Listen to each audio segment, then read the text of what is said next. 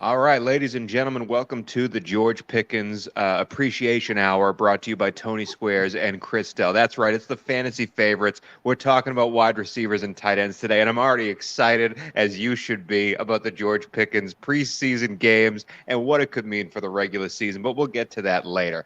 Okay, the fantasy favorites, brought to you by the Pittsburgh Post-Gazette, a member of the North Shore Drive podcast family. And if you're watching on YouTube, we're at PG Sports Now YouTube channel. Give us a like, give us a subscribe, help us grow. And as we help you win your league, who knows where we could go? Because I've been on picking since the jump, Chris Dell. We're going to break down wide receivers and tight ends today. We're going to talk about your 5 buys for all these positions. We did QBs and running backs last week, but can we just talk about the glory that is George Pickens in these preseason games? I think every target so far has been a 30-yard touchdown. Am I right on that? I mean, the Steelers, they're winning the Super Bowl, man. No question about it. It's already over. Put it in the books, man. 4 drives by Kenny Pickett in the preseason, 4 touchdowns. It's over. It's over. Give them the North. Say goodbye to the Bengals. It's Pittsburgh all the way. I'm not even a Steelers fan. I'm not even trying to get the fans of this podcast riled up. I love George Pickens. I've been drafting him everywhere, and I'm kind of mad that he's showing up in preseason because now I'm no longer on the secret train. Everyone knows about him now. Dell, you've seen that with your prognostications year after year. Do you get kind of angry when you have someone in the beginning of August or the middle of August, and then by the time September rolls around, everyone and their mother is on them? Are you kind of a little bit angry about that, or do you feel like I got this right? Everyone's just a little bit late to the game.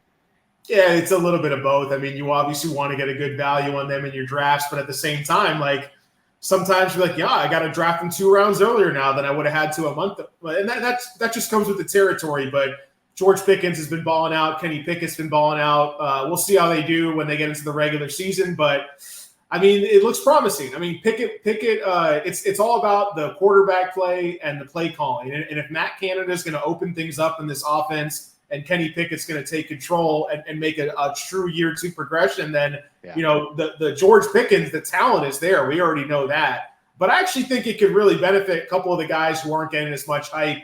Jalen Warren, Deontay Johnson, Pat Freiermuth. We'll get into that in a little bit. But, yeah, man, the hype is there. You're not going to sneak Pickens by anybody, but doesn't mean he still can't be a good fantasy draft pick this season. Yeah, I'm excited for it. And I'm excited for the 5 buys segment for the wide receivers. We're going to start off with them. Chris Dell, you are the sports editor at the Pittsburgh Post-Gazette, their lead fantasy analyst. You gave us your quarterbacks and running backs last week. Today, it's all about the wide receivers and the tight ends. And the 5 buys, it's not just people you're really high on, but it's also some guys you're looking to avoid, some sells in there. But this is the 5 buys podcast. Every burger is a good burger at 5 buys. Dell, are you ready to dive in to the wide receivers? I'm ready to go, man. I got my honorary wide receiver jersey on. I hope the Pittsburgh Steeler Nation's not going to judge me too much by wearing my Cincinnati Bengals colors here, but repping the number 80 Peter Warrick, back from my hometown of Bradenton, Southwest Florida. So, I'm ready. I'm feeling the vibes out here, wide receiver vibes, and I'm ready to go. And we're going to touch on guys that are near the top of your drafts, middle rounds, and some late round sleepers as well. So I'm ready to go, Tony. So last week you sold Najee Harris and said you don't want any piece of him during your fantasy season. And this week you're wearing a Bengals jersey on it. Are you trying to get fired? Hey, man, I haven't worn it publicly out in the streets of downtown Pittsburgh yet where we're living. But no, man, I've been a Bengals fan since I was a little kid. And unfortunately, the Bengals don't really have a true rival in the division because they've always been terrible. So maybe we'll have a little fun rivalry develop now that the Steelers are coming up, the Bengals are coming up. I mean, I honestly think it's the most competitive division in the NFL from top to bottom because you could even make a case that the Browns can make some noise this year. But no, man, wide receiver wise, I mean, look, I put the article out last weekend. It was in the Sunday. It's up on the Post-Gazette website right now. So make sure to check it out at post-gazette.com. I've been doing a weekly column on each position. Started about a month ago. Now we're winding down to our last few articles. My tight end article will be on the website this weekend. And with the show, we don't want to just resurface everything from each article. We're trying to combine them and make it a little more unique, add some context and different discord to the conversation. So that's why we're combining the 2 positions here today on this show. I'm going to lead off right now at the top of the board, right? And look, there's no point in me, Tony, talking about Justin Jefferson, my boy Jamar Chase, or Tyreek Hill, right? Those are the consensus top 3 receivers for a reason. They're being drafted as the top 3 guys, and they're being projected to finish as the top 3 guys, right? So the market and the industry rankers, the fantasy analysts, they're all in line. To me, where it gets interesting is after that top 3. Many people have Cooper Kupp there, and I think Cooper Kupp absolutely deserves to be in the top 5. I think that any wide receiver in the top 5 has a legit shot to finish as the top 1 receiver at the end of the year. However, I think there's a guy right now being drafted as the 10th receiver off the board who also has a legit shot of finishing as the wide receiver 1 overall in fantasy. And I hate to pick on you again, Tony, but he's one of your division rivals, and it's Amon-Ra St. Brown from the Detroit Lions, man. Listen, you before you get going on the Sun God, you do not have to be mad bringing up a Detroit Lion named Amon-Ra St. Brown to me, because I've had him every year I possibly could in fantasy. I love this guy. Keep going. That's your number 1 5 buy. Let's go, Amon-Ra. Yeah, and look, the thing is with Amon-Ra St. Brown, we saw what he did at the tail end of his rookie season, right? We also saw what he did in the second half of last season. In the second half of last season, he was the wide receiver 6 in fantasy points per game. I highlighted him at the top of my article. And the reason I bring it up is because even if he finishes just how he did in the second half of last season, he's going to be a big value as the 6th receiver in scoring based off the 10th receiver taken off the boards in drafts, right? But I really think that you talk about the perfect storm of events that could line up to catapult Amon-Ra St. Brown, where next year we're talking about him as the next Cooper Kupp of fantasy. And that's because he essentially plays that same type of slot role where Jared Goff loves to throw the ball in those short slot intermediate areas of the field. Amon-Ra St. Brown, he's just now barely even entering his prime as an NFL player. The Lions have the consensus top offensive line in the NFL right now with multiple first round picks in that mix, multiple Pro Bowlers from last season. So you talk about these layup passes, these short slant routes, slot routes, hitch routes, etc. St. Brown has all the athletic measurables in the offensive environment to become that next Cooper Kupp, where we're not worried about injuries, we're not worried about age. The Lions threw the ball a ton last year. And the most important thing for me that I want to use with this is, we talk about touchdowns being a fluky statistic, right?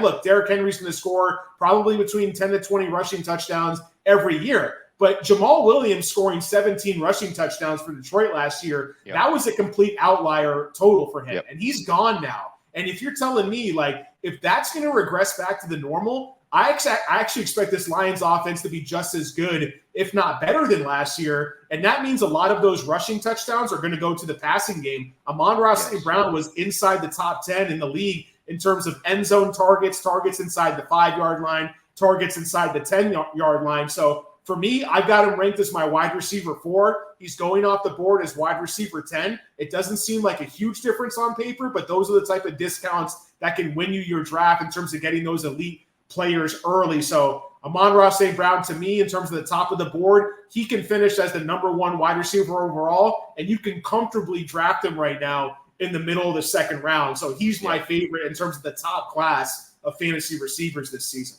That's amazing. And so in terms of your ranking, he's ahead of guys like Devontae Adams, like Cooper Kupp and all that stuff, because that's how much you believe in him. And that is a steal if you can get him that late in that second round, if you believe he's going to finish where you think he's going to finish. That's good for Amon-Ra, good for the Sun God. I will never get mad at that guy. Count all 17 wide receivers that came out of the draft before you did, Amon-Ra. Keep on going, buddy. Let's go. Who's wide receiver number 2 on the 5 buys segment, Chris Dell? Yeah, wide receiver 2, I'm just going to go down a couple tiers because that's why Amon-Ra St. Brown, he's in my tier 1 of those top 5 guys, including the top 3 in Cooper Kupp. The next tier, I'm pretty in line with the market. This is wide receiver 6, starting at CeeDee Lamb, going down to Devonta Smith. But in tier 3 is where things get really interesting for me. And look, this guy, he's not the most sexy of names out there, but he's old faithful. He's old reliable. And that's Tyler Lockett in Seattle. Oh, Tyler, interesting. I thought you were going to go with another old reliable, but Tyler Lockett. Tell me about Tyler Lockett. I mean, Tyler Lockett last season to finish the year, the back half, weeks 9 to 17, he was the wide receiver 13 in fantasy points per game. He's being drafted as the wide receiver 27 overall in drafts right now, pick number 67 off the board. That means you can get Tyler Lockett as a bona fide wide receiver 2 in your lineup, you can get him in the 6th, 7th round in a lot of your fantasy football drafts right now. So, it's kind of the perfect storm for him, whereas like DK Metcalf's entering his 5th season. He's kind of just entering his prime as a young, talented wide receiver in the league. Then they draft Jackson Smith-Njigba out of Ohio State.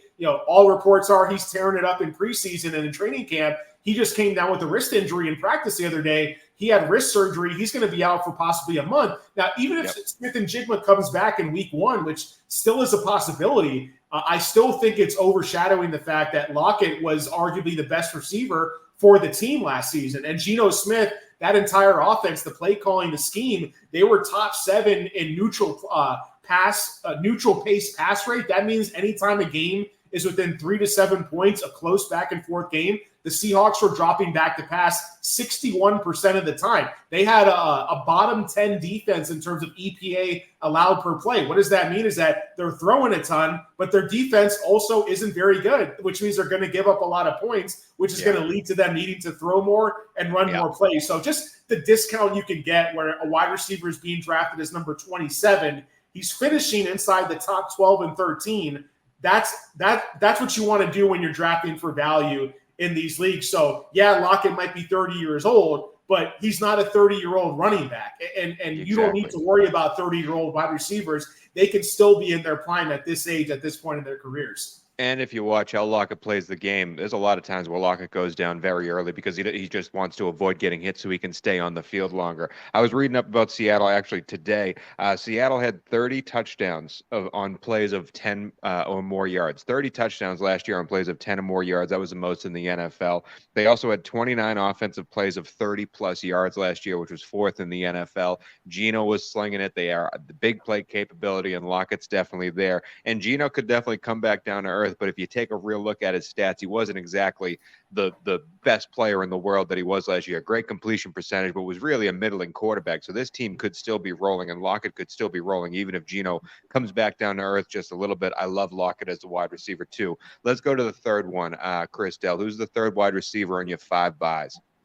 Yeah, some of these guys, there's a lot of receivers that make the case for being this high in the rankings, but one guy that I specifically want to focus on that just recently rose up the ranks is he's a rookie receiver. There's quite a few rookie receivers I like in this class, and I wasn't able to mention him in my article, but he did make the honorable mention list at the bottom, and that's Marvin Mims Jr., the rookie out of Oklahoma. Now, look, you got to think of the situation that we're talking about in Denver. Sean Payton comes into Denver pretty much to clean house of what Nathaniel Hackett had done the year before. A complete disaster there. People are talking about Russell Wilson's washed. Whether or not Wilson ends the year as the starting quarterback, I'm not sure if that really matters in this situation. What I do know is that Sean Payton, he goes after his guys and he brings his guys in. We saw in the last preseason game with them at tight end that Greg Dulcich only played 30% of the snaps. The main 70% of the snaps went to Adam Troutman. And Adam Troutman, he's not on our fantasy radar, but you know what? He played for Sean Payton in New Orleans, and Sean Payton's already brought in a ton of guys that he coached in New Orleans now to Denver. Now, the reason I say all this to preface Marvin Mims is that was essentially Sean Payton's first offensive draft pick as the head coach for this organization. They traded up in the draft with limited draft capital to take Marvin Mims, and he had a pretty good college profile overall coming out of a big school, explosive offense in Oklahoma. I moved Marvin Mims with the Jerry Jeudy injury. Jerry Jeudy yesterday was carted off the field in practice. He's going to miss possibly 2 months overall. Sutton's dealt with injuries, and he's getting older too. And now you throw in the tight end dilemma of Dulcich not really being the tight end favorite of the coaching staff. Again, actions speak louder than words. And what did the Broncos do? They use their draft capital to not just draft Mims early, but to trade up for him in the draft. He's going off the board right now, Tony, as the 72nd receiver off the board. Yeah. And I expect that to go up a little bit to maybe the 50s, the 60s. I bumped him all the way up to wide receiver 39 in my rankings. That's a full 33 spots ahead of where he's being. I want to be aggressive drafting talented rookie receivers where the unknown, but we've seen them put up elite numbers in college. So that's one recent change for me where I want to act on news that actually matters. And to me, Marvin Mims could finish the year leading the Broncos in all the receiving. Look, KJ Hamler out for the year. Tim Patrick out for the year. Sutton, older veteran, injury prone. Judy, extremely injury prone. Who else are they going to throw the ball to other than maybe Mims and Javonte Williams and Samaje Perine out of the backfield? So I bumped Mims all the way into my top 40 because I want to be aggressive getting them in the middle to late rounds of my draft right now. Man, Amon-Ra St. Brown, Tyler Lockett, and Marvin Mims. Those three you're only going to hear on the Fantasy Favorites, brought to you by the Post-Gazette, the North Shore Drive podcast family. That's the plug. Put that in there. That's beautiful, Chris Dell. Marvin Mims, unbelievable. Do we have a fourth wide receiver, and have I heard of this name before? I think you have heard this guy, Tony. I'm going to go from rookie back to old, boring veteran. But to me, this guy's an extremely exciting fantasy pick this year. And to be honest, out of all the guys I'm talking about, this ADP, this average draft position, makes zero sense to me. And that's going to the Dallas Cowboys with newly acquired receiver Brandon Cooks. Right? Brandon Cooks being drafted as the wide receiver 40 off the board overall, pick number 98. So you can take right now Brandon Cooks in the 8th, 9th round of your fantasy drafts. This guy was the wide receiver 18 in his last 2 full seasons in the league. And that was with Davis Mills throwing in the ball. And now he's going to Dak Prescott. Tony, what are we doing here with this right now? It doesn't make any sense. Plus, Dallas lost their second leading receiver, who was their tight end, Dalton Schultz. Michael Gallup should be better after the second year coming back after an ACL injury. But Brandon Cooks is all reliable, man. I'm right there with you. Wide receiver 40. I do believe you said it in his intro. It's an unsexy name. And I think that's what gets people when they're in these drafts. They want to get the Marvin Mims of the future. They want to get the Jordan Addison, the next name. Brandon Cooks is going to be there, man. And as you said, wide receiver 18 in a team like Houston, and now you go into Dallas, who is one of the best offenses in the league, whether Mike McCarthy's calling plays or not. I think that's a great call. Brandon Cooks. 89 targets vacated by Dalton Schultz going to Houston. And Gallup's going to be a little healthier. I like Gallup personally as a fan, but he's coming back from a very lengthy rehab injury himself. Who's going to really emerge at tight end? Jake Ferguson's a sneaky name, but at the same time, Brandon Cooks is a proven commodity in the league. He has 6 1,000-plus yard receiving seasons to his name in the league, and it feels like he's been in the NFL forever, right? But he's only 29 years old. He's not that old. And a lot of, it's funny, a lot of people, sometimes these public narratives can take hold of these players for much longer than they should. I hear people still talking about that. Oh, well, Brandon Cooks is 1 concussion away from getting out of the league. That was like 5 years ago. Exactly. Like, what are we doing? Like, he's played 3 straight years with Houston now. And if he was able to be a top 20 receiver with Tyrod Taylor, the shell of Tyrod Taylor, my boy, and Davis Mills throwing the ball, he has easily a path to being a top 15, top 20 receiver with Dak Prescott in this high-flying offense. Like, don't be afraid of Mike McCarthy just like all of a sudden playing run-only ball. He opened up the passing game a ton when he was calling plays in Green Bay with Aaron Rodgers. So I expect him to do the same and for this to be just as explosive a passing attack as we saw last year with Kellen Moore calling the plays there too. Also, Noah Brown, who was a wide receiver for Cowboys last year, no longer on the team. He had 74 targets himself. So there's a lot of stuff to go around for Brandon Cooks to be able to receive. I like that play a lot. Again, Marvin Mims ahead of him, though, is still worrisome, Dell. You just wanted to make an impact with that Marvin Mims statement. But let's go, man. 5 buys. It's our 5th wide receiver. We haven't had a sell yet. So is this going to be a guy you love, or is this going to be a guy you're stepping away from? Yeah, well, I want to, because I think we're going to try to do some type of like a do not draft, shy away type of episode or article as well. So I want to save some of those guys for later. But gotcha. And look, I will say also that when you look at my rankings overall and the guys I highlight in each article, I try to do by tier. So like going from the top to the middle to the bottom, I have Brandon Cooks ranked ahead of Marvin Mims, but I'm just so much higher on Marvin Mims compared to the market. I thought he was worth mentioning earlier. I've got him back-to-back with Jerry Jeudy right now. So we'll see how that plays out, obviously. Now, one guy that I just, this is like, I'm not buying him. I'll buy him and I'll sell him to somebody who wants to buy it because I'm passing him off to whoever wants to draft him. this guy, I don't care how far he falls in drafts for me, and it's Michael Pittman with Indianapolis. I just want part of the passing game. I love Anthony Richardson. We talked about him in our last episode as being one of my favorite fantasy quarterbacks, but he's the only guy I like on that team for fantasy, just the quarterback, because he's going to be selfish and he's going to take all the fantasy points for himself with rushing touchdowns, scrambling, things like that. I think it'll be very random who winds up getting a lot of the receiving work from Anthony Richardson at the end of the day, because he's struggling with accuracy in the short to intermediate areas, which is where you need to – that's kind of your bread and butter as an NFL quarterback. Even ask guys like Joe Burrow, Patrick Mahomes, like that's where they make their bread too. But at the same time, Richardson's best attribute as a passer is throwing the ball deep. And I actually think that guys like Alec Pierce and the rookie Josh Downs, they're more suited to fit Anthony Richardson's current throwing style. I'm not saying he can't improve, but Michael Pittman – big-bodied, not necessarily the biggest burst, the fastest athlete. Yeah. I think he's going to receiver.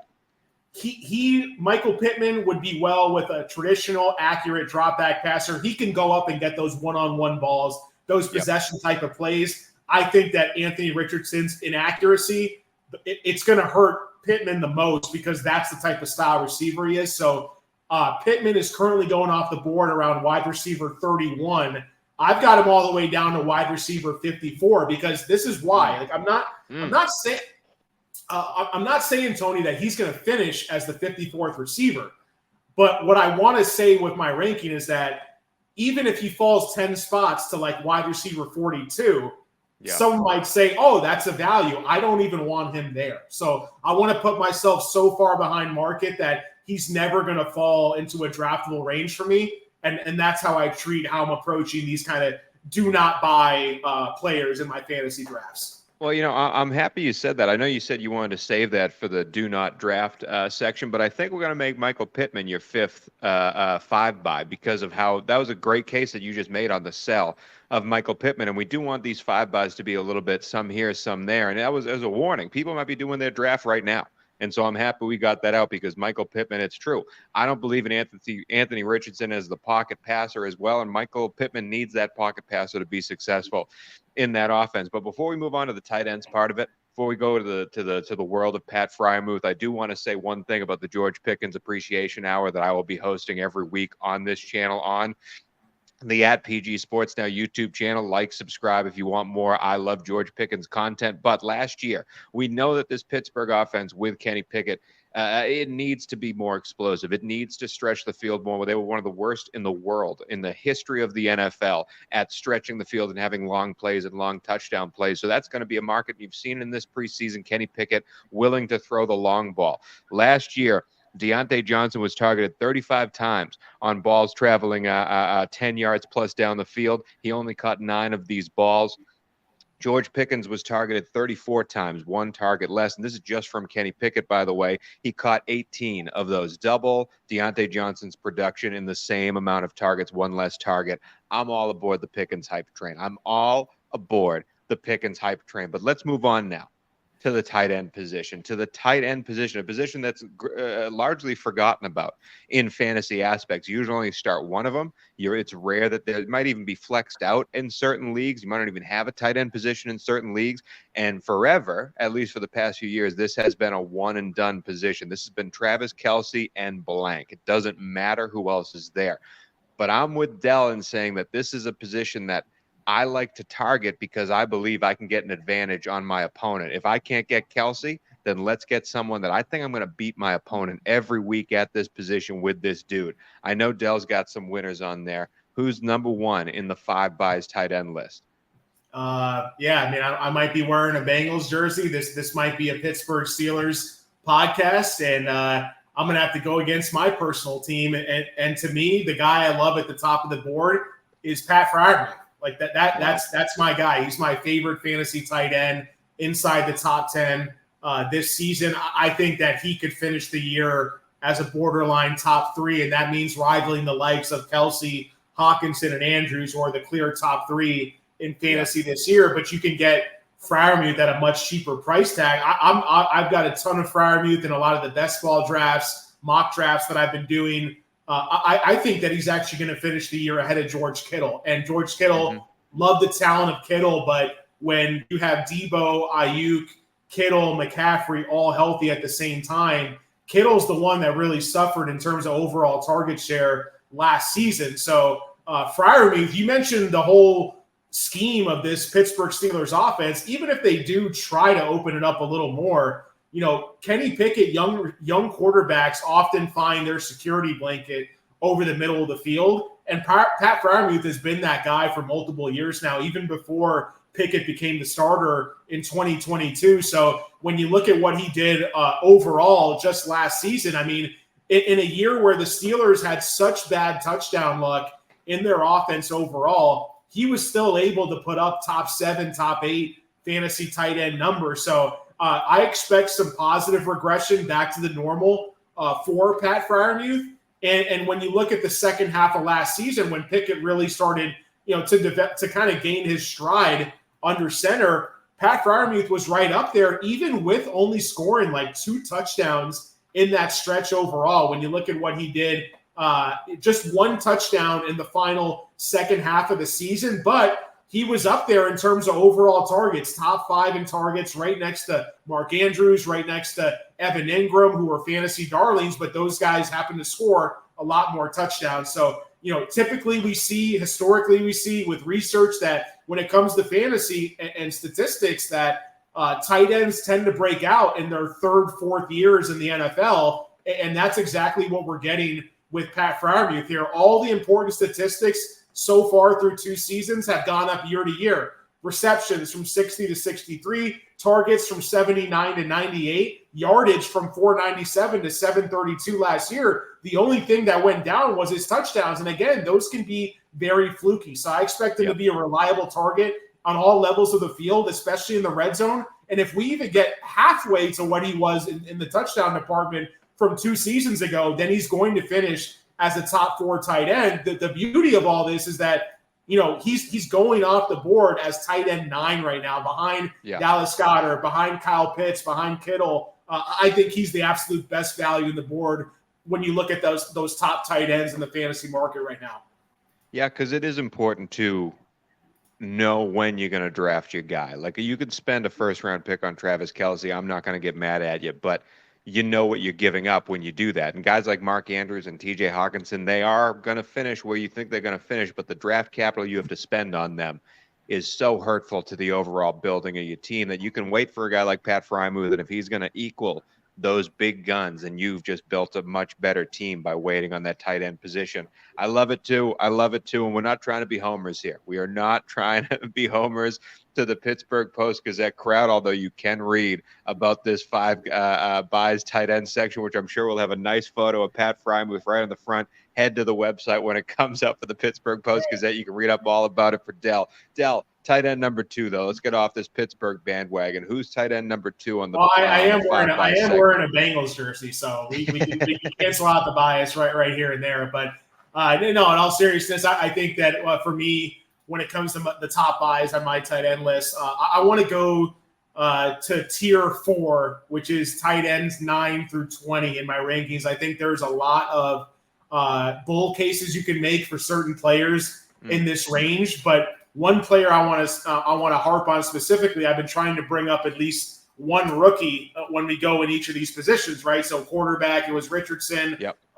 We just talked about Marvin Mims. I believe for the running back, at least in my article, I highlighted both Tank Bigsby and Devontae Chain in Miami. The guy I want to bring up this year, it's not Dalton Kincaid. It's not the first receiver that was the first tight end that was drafted in the 1st round by the Buffalo Bills, who I think could be pretty good. It's actually Sam Laporta, 3rd pick of the 2nd round. This guy is like a George Kittle clone.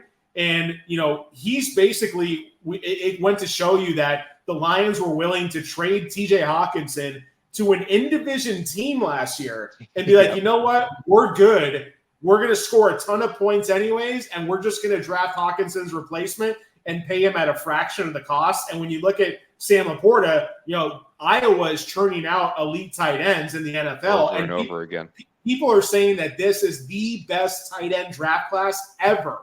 So I like, I just said that, tight ends tend to not break out until their 3rd or 4th year. But, we saw what Freiermuth did as a rookie. I think Laporta could have an even bigger season this year playing with the Lions. And I love the draft cost of what you just mentioned, because Sam Laporta, right now, when you look at overall ADP, he's going off as the 17th tight end off the board right now. I've got Sam Laporta as my 11th tight end, borderline top 10 in my rankings. You look at his prospect profile. I mean, this guy, again, like very similar to Kittle coming out of college, 90th percentile in agility score, 91st percentile in the 40-yard dash. This guy ran a 4.59 40-yard dash.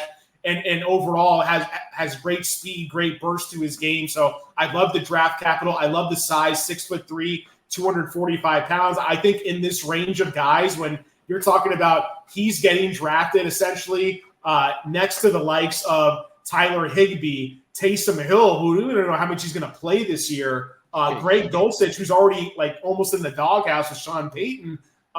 He offers the most ceiling and the most upside by far out of all these guys, and I want to draft him aggressively if I can, because if you don't take an elite tight end early, or if you miss out on Freiermuth in those middle rounds, you can get Laporta right now, average pick 163 off the board, and there's tremendous value at that point in the draft, in my opinion.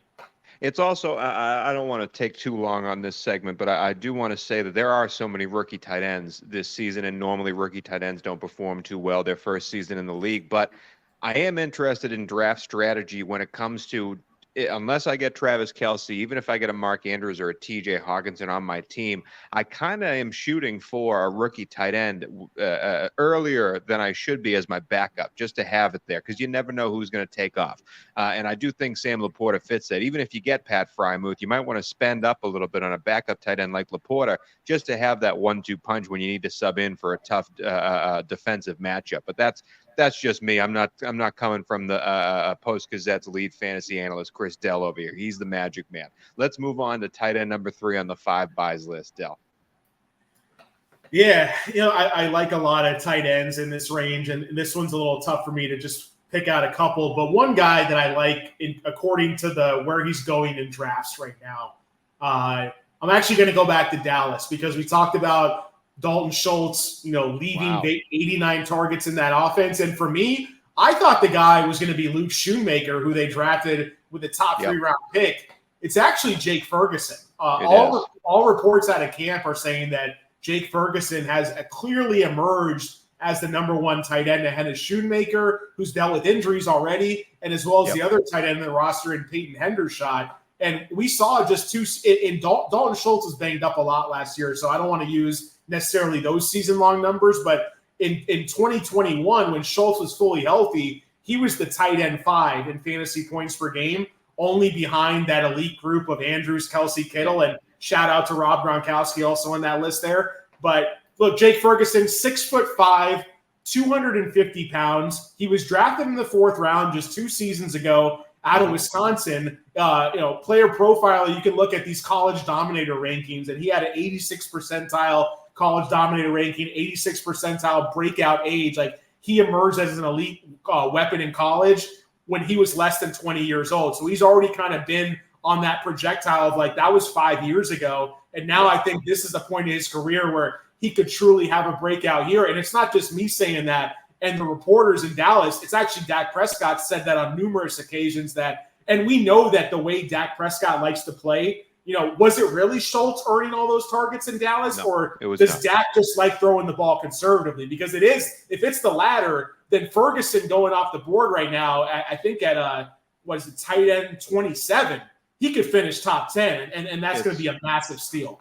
It's all about opportunity, especially in this tight end position. It is all about opportunity, and Dallas has proven year in and year out. And it wasn't always the guy named Dalton Schultz. There's been other names wearing that Dallas Cowboys jersey that have caught a lot of balls from Dak Prescott just because they are the natural line of progression. It goes CeeDee Lamb. No, I don't got it. Who's deep? No, I don't got it. Where's Dalton Schultz? Where's my safety valve? And you bring up Jake Ferguson. I love that. I was worried about Schoonmaker just because we didn't know who was going to be the number 1. It's clearly going to be Ferguson, at least to start the season. I think you're right on that. And also, that same philosophy, we cannot forget that the offensive coordinator who has called all those Dak Prescott check down to tight end plays is no longer in Dallas, but is in Los Angeles. And I think the Chargers are going to have a heavy passing offense. And I don't love Gerald Everett as much as the next guy, but I do believe he's going to be the beneficiary of a lot of he's the third option on the play. And if he's open, that's where we go when nothing else is. I do think Everett's going to get a lot of looks in that offense just because of the man calling the plays. But we're on to tight end number 4 on the Five Buys Network. Chris Dell, what do you got? Yeah. I think the market is caught up to a lot of guys I was drafted a month ago to where it doesn't really have as much value as they used to. Not too many crazy differences for me, but I'm going to touch on a few guys I think it's important to have a discussion about.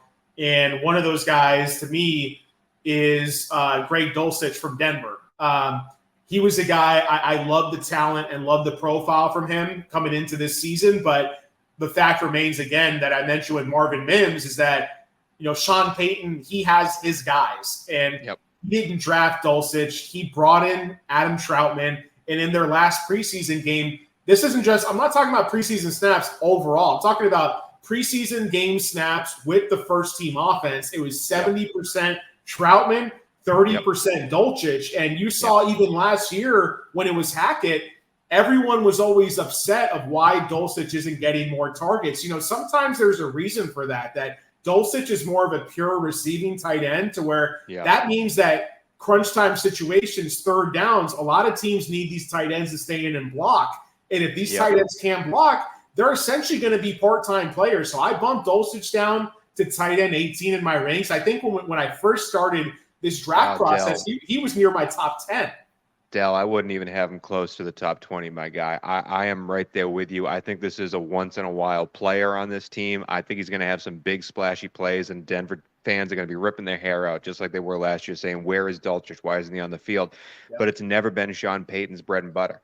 He, especially with this team, I think he's going to want to try to run the ball and pound people and have two tight ends on the field, but not for passing purposes, but for bowling people over purposes. I'm right there with you, man. And the fact that Troutman came over during the offseason, one of the first moves Payton made when he took over Denver, it worried me a little bit for the Dulcich fantasy fandom, but the preseason has showcased it fully. I'm fully off.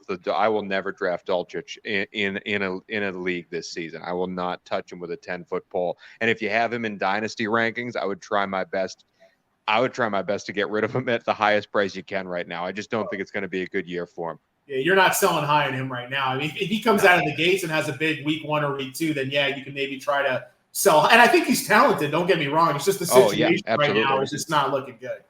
Absolutely. Now, I like that. I like that you brought him up. We do have to have a sell on these 5-buy segment, but let's go to tight end number 5.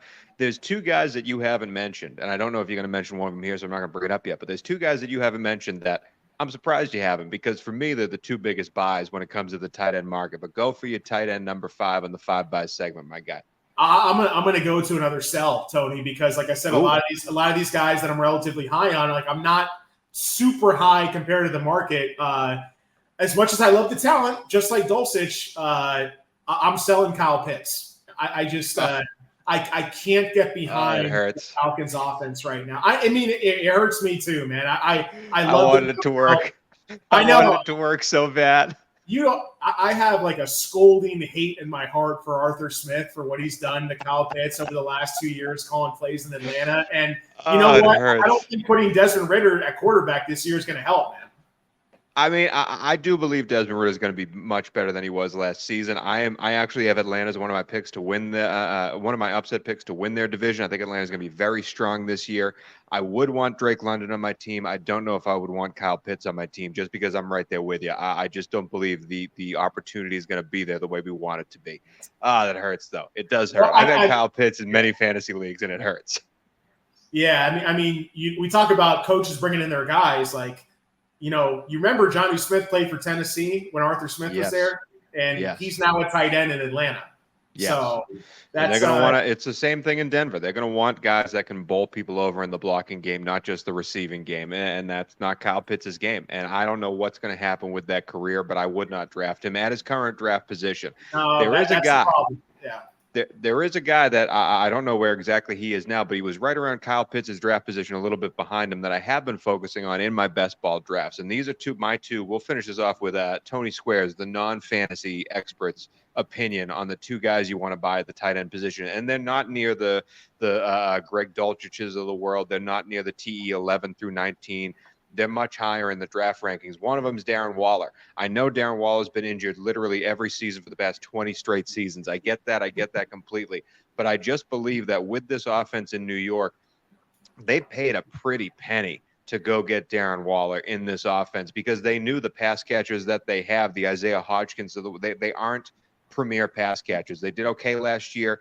Danny Dimes needs a guy that he can trust every time. And I do believe Darren Waller, if you called him a receiver, like if you didn't put the name tight end on him, if you just called him a receiver, I do believe he'd be getting drafted a lot higher because I think he's going to be the number one focal point of this offense for the entire offense. Saquon, we don't know what's going to happen with him. He should be back in tow, but the passing offense is going to surround Darren Waller. I think he's going to get over 100 targets in this offense as long as he stays healthy.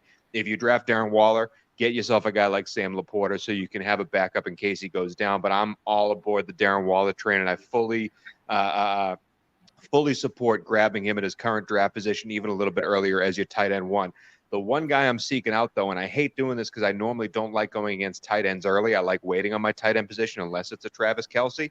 It is TJ Hawkinson because I believe TJ Hawkinson has a chance to finish not just the TE3 where he's being drafted. I think he could challenge Kelce for TE1 production in the Minnesota Vikings offense. We saw last year he had the most targets, the most catches in his career, TJ Hawkinson did, between Detroit and Minnesota. But when he went to Minnesota, a team that targeted their tight ends third most in the entire NFL, even before TJ Hawkinson got there, he had the most targets in the league. From the day he was traded to week 17, it was TJ Hawkinson and Travis Kelce tied for the most targets in the league, and it's all about opportunity. If you can guarantee me 8 to 10 targets a game from the tight end position, and you are athletic enough to really do stuff with those targets, then I want you on my team as my tight end. He's getting drafted now. 4th round, 5th round guy. I am A-okay taking him there because I think he could really produce for you the way Travis Kelce does. He did not get a lot of touchdowns last year. We know that is a fluky. He should come back up to the mean on that, but the targets and the opportunities will be there. I'm all aboard the Hawkinson train, especially with Addison as a rookie wide receiver. We don't know if he's going to hit right away. It's going to be Justin Jefferson over the top. He's going to be covered by 17 guys, and TJ Hawkinson is a safety valve down below. I love TJ Hawkinson as my tight end number one. But that's it. Yeah. That's my little addition to the No, I love Hawkinson too. And look, like I have him ranked second, so I can't have him so far ahead of market where I feel compelled to talk about him. But I've been drafting a ton of him. Out of like the 30 best ball drafts I've done, the two tight ends I had the most of are Laporta and Hawkinson.